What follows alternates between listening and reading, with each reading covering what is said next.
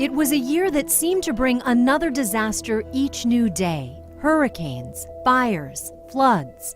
It took a whole lot of heroes to respond, to provide food, shelter, comfort, and hope. The King County Red Cross Office deployed more than 100 people to disasters this year. Heroes like Paula Spence, who went to Texas for 2 weeks with 6 other volunteers.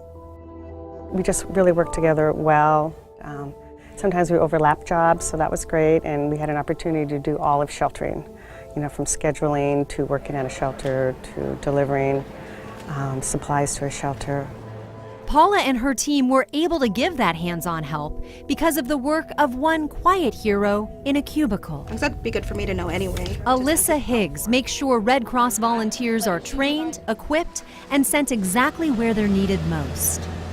It's a lot of the little details that you might not think of when you see the disaster responders, responding in Texas or Florida. She does a lot of the kind of nitty-gritty detail work that helps get people out the door, whether, just making the phone calls to see if they're available, having them update their information online in order to deploy them, and walking them through the steps to get them deployed.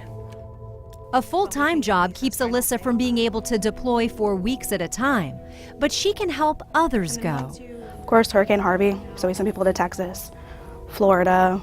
We had staging centers in Georgia, sent people to Puerto Rico, St. Thomas, St. Croix, then all the California fires, the local events that we had here. We sent people to Oregon, Northern California. One recent month, Alyssa logged more than 200 volunteer hours for the Red Cross. I don't get a lot of sleep.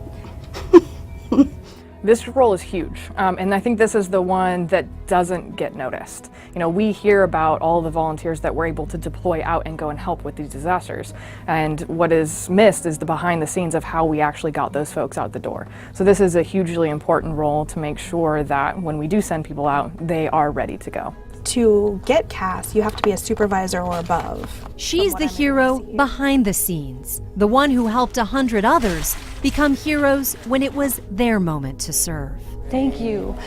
Thank you.